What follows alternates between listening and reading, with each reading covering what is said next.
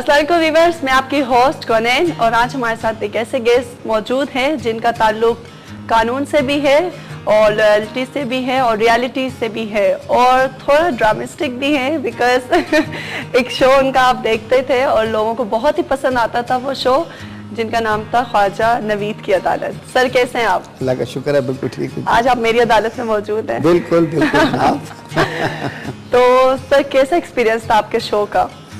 It was good. Basically ये हमने educational programme शुरू किया था, तो मैं ये चाहता था कि मॉक ट्रायल्स के जरिए आम आदमी को कानून सिखाऊं और मेरा ये दावा था कि अगर यही वाला मसला है तो आप चाहे सुप्रीम कोर्ट तक चले जाएं, फैसला तकरीबन यही होगा। तो इस तरह से मैंने लोगों को कानून सिखाया। अब वो दिलचस्प जो है ना, वो मेरी तबीयत की वजह से बन गया कि थोड़ा मैं मजाक करने की आदत है, तो मैं वहाँ लोगों से मजाक करता था, तो वो उसमें मतलब विट्स आ गई, तो वो प्रोग्राम में लोगों की दिलचस्पी बढ़ गई। तो फिर जब वो बढ़ गई तो वो फिर हमारे भी जो प्रोड्यूसर वगैरह थे उन्होंने कहा जरा इस काम को और बढ़ाएं, तो इस तरह से फिर चलता गया वो। तो सर आप जो बहुत पॉपुलर, ये पाकिस्तान का वाहिद प्रोग्राम है जिसको स्टार प्लस ने कॉपी किया है। Really? जी, इसलिए कि ये लंदन सर में मैं उस प्रोग्राम को रियल समझती थी और नहीं, हमारा तो 2005 से चल रहा था। हमें 2008 में जब मैं हाई कोर्ट का जज बन गया, बल्कि पहले एडवोकेट जनरल सिंध बना, तो उसी वक्त मैंने फिर इसको बंद कर दिया था। जाहिर है once I am advocate general then I can't do it. फिर वो हाई कोर्ट का जज हो गया, फिर बंद कर दिया टोटली। उसके बाद में जब जज से उतर के आया तो फिर सारे दोस्तों ने कहा कि यार अब असली जज रहे हो तो अब छोड़ो ये जाली जज वाला चक्कर। तो फिर मैंने तकरीबन 1-2 साल नहीं किया, लेकिन अब फिर दोबारा इतनी डिमांड आई, मैं भी थोड़ा ठंडा हो गया, मैं कहा चलो फिर करते हैं। तो फिर से शुरू कर अभी दोबारा शुरू कर दिया है। कैसा लगता था सर रियलिटी पे एक सच में एक जज के लिए फैसले करना और एक टीवी पे? मैं बिल्कुल ना तो उसका कभी पहले स्क्रिप्ट देखता था, ना किसी बंदे से मिलता था, ना कुछ। इसलिए कि अगर मैं पहले मिल लूंगा या किसी को देख लूंगा तो वो ये है कि मेरे तो दिमाग में फैसला पहले आ जाएगा, माय माइंड में बी प्रेजुडिस। तो मैं उन पार्टियों को पहली दफा उस वक्त देखता था जब वो कटहरे में बैठी होती थी, और फिर I used to ask them, और जो ओरिजिनल डिसीजन मेरे माइंड में आता है मैं वो कर देता हूँ, as if I am sitting in the real court. और मैं जब हाई कोर्ट का जज भी रहा तो मेरा तकरीबन प्रोसीजर यही था, यानी वहां भी इतनी एंटरटेनमेंट थी। आप यकीन करें कि मेरा जो कोर्ट रूम था वो 2-2:30 बजे तक भरा रहता था, उसमें जगह नहीं होती थी खड़े होने की। हालांकि सब लोगों के केस खत्म हो जाते थे, लेकिन हर आदमी आखिरी केस देखने के लिए भी बैठा रहता था। और सबसे डिफिकल्ट केस जो आपने अपने रियल में जब आप जज थे आपने देखा हो, या जब ड्रामे में आप टीवी में थे शो में, सबसे अच्छा केस आपको कौन सा लगा? शो में, टीवी में तो खैर बहुत से केसेस ऐसे थे जो, बल्कि एक में तो मैं खुद रो भी पड़ा था। वो क्या था कि एक बंदा था, उसकी एक 11 साल की बेटी थी, उसकी बीवी डिवोर्स लेके ले गई थी। वो खुद किसी कंपनी में इंजीनियर था, 60-70 हज़ार को उसको तनख्वाह मिलती थी, अफसर था। तो उसने वाइफ से बेटी इसलिए ले ली थी कि वाइफ ने दूसरी शादी कर ली थी। तो ये क्या करता था, बेटी को सुबह बंद कर जाता था, स्कूल भेज जाता था, स्कूल से इसका कोई नौकर लेके बेटी को आता था, दफ्तर का आदमी, वो फ्लैट के अंदर खाना वाना दे के बच्ची को बाहर से ताला लगा जाता था। ये शाम को 7-8-9 बजे जब आता था ताला खोलता था और आके खुद सो जाता था, और बच्ची को भी ताने देता रहता था कि तेरी माँ बेवफा थी, तू भी वैसी निकलेगी, ये वो इस तरह की बातें। उस बच्ची की जब कहानी सुनी तो आप यकीन करें कि मैं तो खुद भी रोना आ गया, और मैंने उस आदमी को कहा कि तुम्हें इंसान हो कौन हो मतलब। और हमारे लॉ में यह है कि अगर औरत जो है वो सेकंड मैरिज कर लेती है किसी और आदमी से, तो आप उसकी कस्टडी जो है वो फादर को देंगे, मदर को नहीं देंगे, because she is married to A stranger. दूसरा क्या हमारे लॉ में है कि वैसे ही बच्ची जब 11 साल से बड़ी हो जाती है तो उसका जो राइट ऑफ हिजानत माँ का ख़त्म हो जाता है, तो वो बाप को देनी है। तो ये वाहिद केस था जिसमें मैंने एक्चुअल लॉ से डिपार्चर किया, एग्जिस्टिंग लॉ से, और वो बच्ची मैंने माँ को दे दी कस्टडी। बड़ा ये चीखता रहा, मैंने कहा नहीं भाई ये तो सवाल ही पैदा नहीं होता, तुम्हें देने से तो बच्ची तो पागल हो जाएगी। और क्या वो खुश थी बच्ची, और क्या उसकी माँ रो रही थी। वो जब मैंने जजमेंट दी तो वो तो 10 मिनट तक माँ बेटियां रोती रही। तो काफी एक्साइटमेंट था वो इतना, मुझे आज तक आपने पूछा तो मुझे फौरन याद आ गया। हालांकि ये मैंने 2006 में किया था या 7 में किया, 6 में किया होगा। और सबसे ज्यादा साथ में तो फिर मैं एडवोकेट जनरल बन गया था, माशाल्लाह। ये उससे पहले का है। اور سر سب سے زیادہ تکلیف یا دکھ ہوا وہ کسی کیس کو ہارنے کا؟ ہر کیس کو ہارنے کا دکھ ہوتا ہے، کیونکہ کیس سے محبت ہو جاتی ہے، چھوٹے سے چھوٹا کیس بھی ہارو تو بڑا دکھ ہوتا ہے۔ کوئی ایک کیس یا ایسے کچھ کیسز جن میں آپ ہارے ہوں؟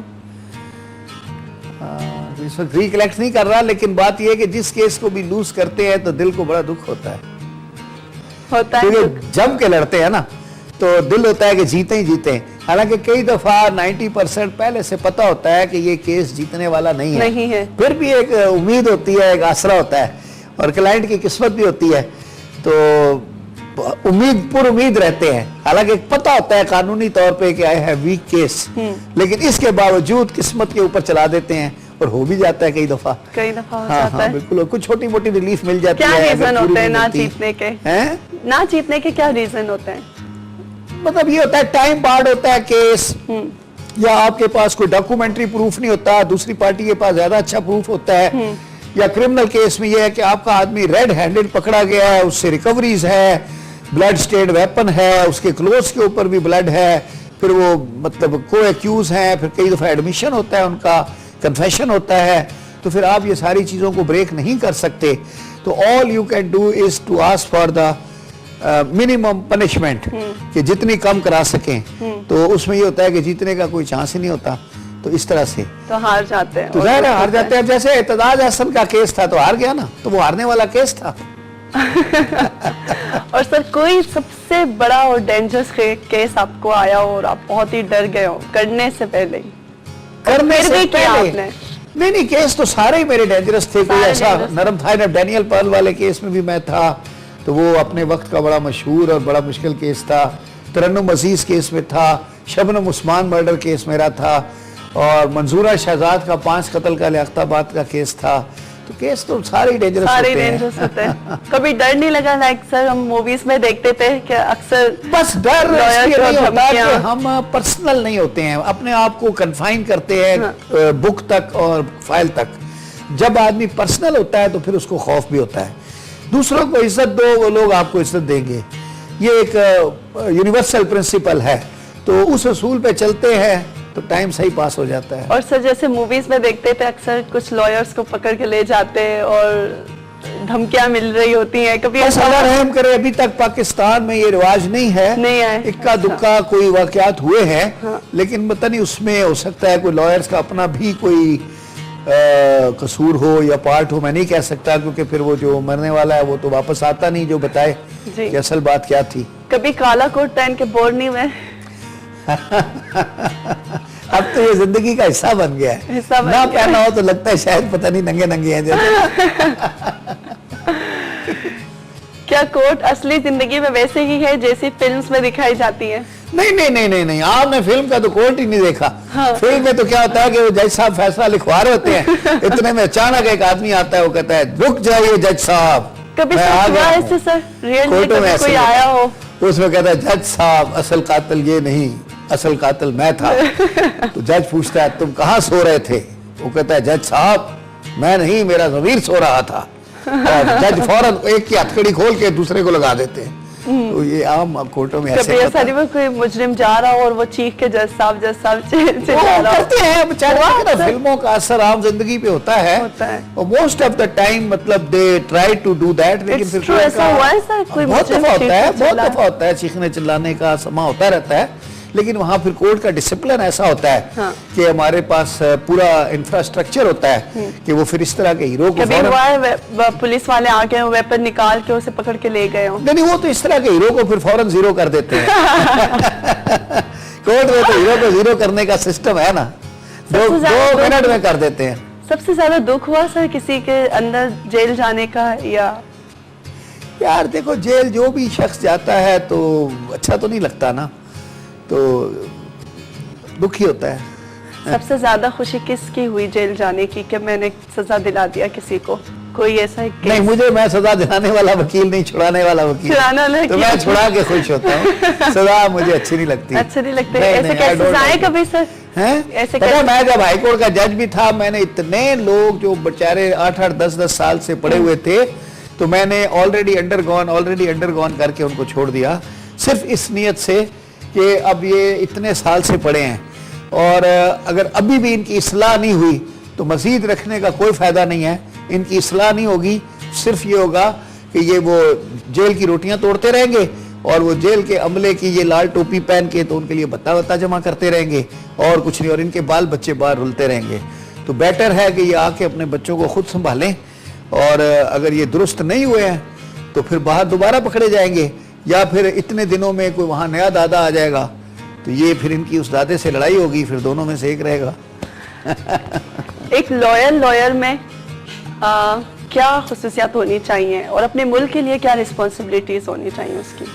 دیکھیں جی, ایک تو ہر شہری کی اپنے ملک کے لیے رسپانسبلٹیز ہوتی ہیں, مطلب لائلٹی چاہیے ملک کے لیے, پھر لا ابائڈنگ سٹیزن ہو, ٹیکس دے, برائی نہ کرے, اچھے کاموں کو کرے, قانون کو مانے, یہ تو ساری ہے. تو لائر بھی پہلے تو شہری ہوتا ہے نا, اس کے بعد لائر بنتا ہے. تو پہلے تو جو شہری کی ذمہ داریاں ہیں وہ ساری کی ساری لائر کی ذمہ داریاں ہیں. پھر تھوڑی سی, چونکہ وہ لائر ہوتا ہے تو وہ قانون کا محافظ ہے, تو اسے چاہیے کہ عام لوگوں سے زیادہ مطلب اس چیز کا خیال رکھے اور دوسروں کو اس کی ترغیب دے, اور جہاں لا لیسنس یا دیکھے کوئی آدمی لا بریک کر رہا ہے تو اس کو مطلب پریچ کرے, اس کو سمجھائے, وہ جسے کہتے ہیں تبلیغ کرے کہ بھائی آپ قانون کو ہاتھ میں نہ لیں. تو یہ وکیل کا بڑا بیسک فنکشن ہے, he has to do it. واو, تو لیتے ایک چھوٹا سا, اور خواجہ نوید صاحب سے باتیں چل رہی ہیں مزے کی. سر, ابھی آپ ریسنٹلی ہارورڈ لا اسکول میں گئے تھے, کیسا ایکسپیرینس رہا وہ؟ بھائی میں کہتا ہوں کہ بڑا اعزاز ہے میرے لیے بھی اور میرے ملک کے لیے بھی. یہ پاکستان میں 64 سال میں پہلا کوئی لائر ہے جس کو ہارورڈ لا اسکول میں بلایا گیا ہے. ان کے انٹرنیشنل لا جرنل کا اینول سمپوزیم ہوتا ہے, تو I was invited there as a keynote speaker. 45 minutes کی میری سپیچ تھی, وہ ویب پہ دکھا رہے ہیں. ان کی جو بوسٹن لا, اپنا ہارورڈ لا اسکول کی جو بوسٹن کی ویب سائٹ ہے اس کے اوپر وہ اویلیبل ہے. تو it was really a great honour, اور میں اس کے لیے جتنا بھی اللہ کا شکر ادا کروں کم ہے, اور it was really good, I enjoyed it. ہاں, بڑا مزہ آیا. پتہ لاسٹ ایئر وہ کی نوٹ اسپیکر تھا ہیرلڈ کو, جو پریزیڈنٹ اوباما کا لیگل ایڈوائزر ہے, اور وہ یہ لا اسکول کے ڈین تھے فار مینی ایئرس, اور اس سال میں تھا 2012 کا. تو that is a great honour, بہت بڑا اچھا رہا. اچھا سر, کسی مجرم نے کبھی اپنے 20 سال مانگے؟ 20 سال تو مجھے مجرم کے نہیں مانگے, فلم میں مانگے تھے. میرے 12 سال لوٹا دیجئے, محمد علی نے فلم میں مانگے تھے, اور ویسے آصف زرداری صاحب مانگ سکتے ہیں, ان کے بھی 11 سال اگر وہ چاہیں تو کھڑے ہو جائیں کہیں پہ. سارے ان کو تو مل گئے نا ان کے 12 سال, وہ تو پریزیڈنٹ ہاؤس میں آ گئے. ہاں, وہ تو آ گئے نا 12 سال. کبھی ایسا ہوا کسی مجرم نے مانگے؟ نہیں بیچارے, کبھی کوئی ماں آئی ہو کہ میرا بیٹا چھڑوا دے جج صاحب؟ وہ تو ساری مائیں بیچاری, ایک رات بھی ان کے لیے بڑی بھاری ہوتی ہے, قیامت کی رات ہوتی ہے جب بچہ جیل میں سو رہا ہوتا ہے, ماں رات جاگ کے گزارتی ہے. اور میڈیا کے بارے میں کیا کہنے ہیں سر, کبھی کوئی ماڈل اچھی لگی یا کوئی ڈرامہ ایکٹریس؟ ہاں نہیں, ماڈل کس کو اچھی نہیں لگے گی جی, وہ اچھی ہوتی ہے تو اس کو ماڈل بناتے ہیں. اور آپ کے فیوریٹ؟ آپ خود ماشاءاللہ بڑی ٹاپ کی ماڈل رہی ہیں, بلکہ ابھی بھی ہیں. Thank you. ہیں, اور ماشاءاللہ آپ کا تو خیر کو مقابلہ ہی نہیں کر سکتا. Thank you. سر, ایکٹنگ کی طرف آنے کا سوچا؟ نہیں, بس پھر وہ ایک ٹائم پہ ایک پروفیشن لے لیا. آفر آئی کہ ایکٹنگ کر لیں یا؟ کافی آفرز, ایڈورٹائزمنٹ کمپنیز کی طرف سے کافی آفرز آئیں, لیکن وہ پھر